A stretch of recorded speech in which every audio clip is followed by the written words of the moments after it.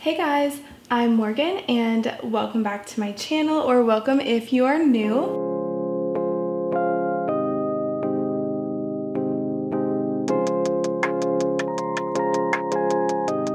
Today we're going to be talking about rabbit diet. So just to start off, there is a lot of discourse in the community about the right way to feed your rabbit. And I feel like this is prevalent in the pet space in general because we all want to do the right thing for our pets, and sometimes the right thing isn't perfectly outlined. This video is primarily sourced from the House Rabbit Society, and they use educational sources to form all of their articles, so they're a really good resource for really anything regarding rabbit care, not just diet. And I also sourced a lot of this information from the Miami Biology Department. Now, I really wanted to make a video to focus on diet because improper diet is actually the leading cause of death in pet rabbits. This is because your rabbit's digestive system is extremely delicate, and even one little thing can set it off and can cause a dangerous condition called GI stasis. I will be doing a video on that condition in the future, so please stay tuned for that. According to the Miami Biology Department, there are two really important focuses of your rabbit's diet, and those two are adequate oral hydration and adequate crude long fiber. We're going to focus on number 2 to begin with because it is the largest part of your rabbit's diet, and that is hay.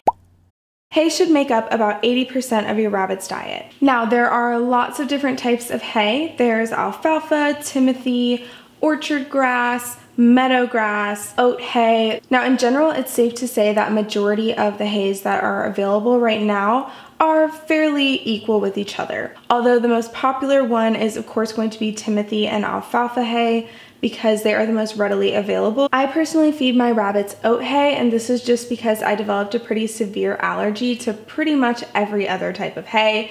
So I had to search around and look for one that didn't irritate my allergies. They should have unlimited access to fresh, clean hay every single day, all the time. Now, some rabbits like hay more than others. Some rabbits don't eat as much and some eat more, and that's okay as long as they're still eating it, foraging and grazing throughout the day. When you're shopping around for hay, you might notice that there are first cut and second cut and even third cut hay, and you might look at that and be really confused about what that is. So first cut hay is definitely the healthiest. It contains the most fiber, but it's tougher. So bunnies generally lean toward softer hays from second or third cut, which are a little bit more fragrant. It is recommended to go ahead and try first cut and just see if your rabbit likes it, but generally they are going to prefer the softer second cut. Now, if you have a baby bunny who is 6 months or younger, it is generally recommended to feed them alfalfa hay for the first 6 to 8 months of life. This is just because alfalfa hay contains a little bit more calcium, which is good for their bone development in early life. Feeding alfalfa hay to an adult rabbit won't necessarily harm them, but it may give them an excess of calcium, and if they're fed a lot of it over a very long period of time, it can potentially cause health issues down the road. Timothy is the hay generally recommended for adult rabbits. However, other hays like meadow grass, orchard hay, and oat hay are perfectly good substitutes, and it's good to kind of test out the different types, especially if your rabbit is a little bit more of a picky eater. Now, the hay that you might find at the pet store is generally going to come in pretty small little bags. They generally weigh about a pound, maybe less, and honestly it's not worth your money. They'll be about $7 to $8, and that's for only a pound, which is pretty expensive, and your rabbit will probably eat that in less than 2 days. This is the hay that I buy. This is a 10-pound box of oat hay from Small Pet Select. It costs about $30, and it's totally worth it to buy your hay in bulk if you can. For me personally, Small Pet Select has been the most convenient option for hay. I just order it on Amazon. It takes about 2 to 3 days to arrive, and they have pretty fair prices for their larger boxes. And on Amazon, you can also get your hay via auto ship, which is great because then you don't even have to remember to order it. I also get my pellets that way too, and it's super convenient. Now, hay is really important, as I mentioned earlier, because it is the primary source of crude long fiber. Now, if you go to a Tractor Supply store or a farm store, you might find chopped hay, and it's recommended to try to stay away from chopped hay and to stick to longer strand hay. You'll also find that compressed bales, which tend to be a little bit cheaper, can be kind of dusty. So moving on to veggies, this is definitely the most debated area of rabbit diet. Now, I will say, as someone coming out of the veterinary profession, generally the information that you find online and even the information that your vet gives you is going to be a little bit more constricted than what is actually true in reality, if that makes sense. Because rabbits are so delicate, we tend to err on the side of caution in the veterinary field and encourage pet owners to play it safe and stay on the safe side. So just remember that even though you may see someone giving something that you've heard can cause gas or you've heard has too much calcium, there's probably a little bit more freedom, and someone giving their pet one thing typically isn't going to kill them or cause an intense adverse effect. The House Rabbit Society has an amazing resource where they separate out all the different types of leafy greens by the oxalic acid content. This list is tried and true. It's the one that I've always used for my rabbits, and it will be linked down below for you guys to check out as well, because if I go through the list here, it's just going to take ages. So I typically feed my rabbits 3 vegetables per week. This includes cilantro and romaine. These are my primary vegetables. The Miami Biology Department also suggests that you feed your veggies wet, which is just a good way for your rabbit to get some extra water intake. It's also really important to make sure that you're washing your vegetables before feeding them to your rabbit, because you just don't know what might be on them, such as preservatives or pesticides. And it's also recommended that if you can get access to them, to feed organic fruits and vegetables.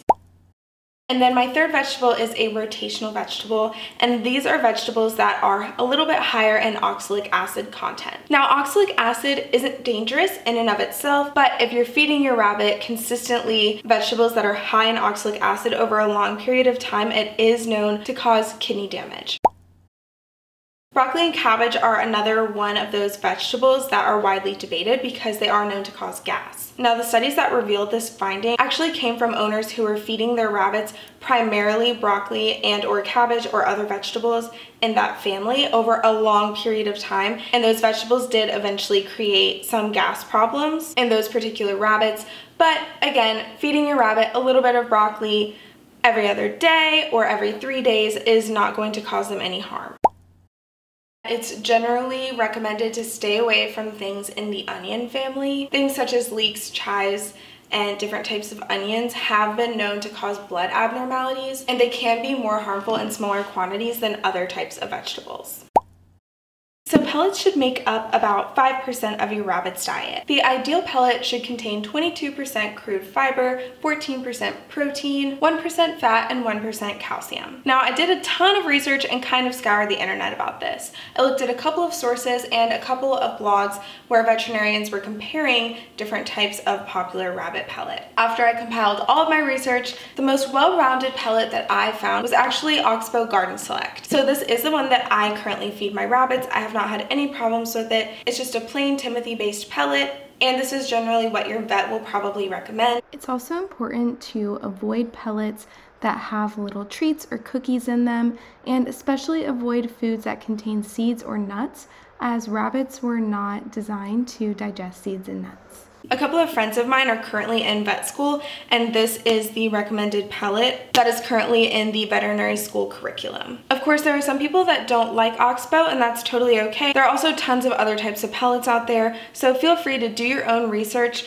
and look around the internet yourself and see if you can find something even better. The recommended amount of pellet to feed is 1/8 of a cup per 4 pounds of rabbit. A really common mistake that people typically make is feeding way too many pellets. This encourages obesity, and it discourages your rabbit from foraging and eating their hay throughout the day, which can cause digestive problems. So it's really important that if you have an adult rabbit, to limit their pellet intake and make sure that you're using an actual measuring cup when you feed your rabbit. For organization, I just got this little box from IKEA, and I keep my measuring cup right in here. It's a 1/4 measuring cup, and it makes it really easy for me to portion out my rabbit's meals. Now, if you have a baby bunny, you may want to find an alfalfa-based pellet. Oxbow also has a young rabbit version of this Garden Select food, and it's also a sufficient option. Now, some sources say that you can feed babies unlimited pellets, and I don't think that that's necessarily a bad thing while they're growing and developing. My friends that are in vet school currently have said that right now they're actually being taught to tell people to learn how much your baby bunny can eat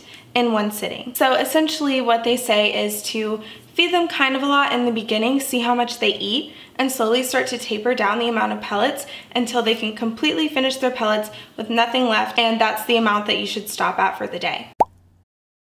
Bunnies love fruits. They're really sugary and tasty, but it's important to limit their intake. Your rabbit should only eat about 2 tablespoons of fruit per day. This can include things like strawberries, bananas, carrots. Even though carrots aren't fruits, they're high in starch and sugar, so it is suggested that they're only fed as treats. However, carrot greens can be fed anytime. My rabbits also love blueberries and raspberries, so you can really play around with the different types of treats that you feed your rabbit as long as you're doing it in moderation. Because again, an excess of sugars can cause digestive problems and can also encourage obesity. That is it for today's video. Please remember that you can find a full list of healthy veggies and rotational veggies, as well as safe fruits and also unsafe foods on rabbit.org, and that page will be linked below so you guys can check it out. Please make sure that you hit the like button and subscribe because it really helps us out. And also make sure that you hit the bell icon so that you don't miss our next upload, which will hopefully be sometime next week. You can also follow us on Instagram and TikTok just to keep up. And until next time, thanks so much for joining us. Bye guys!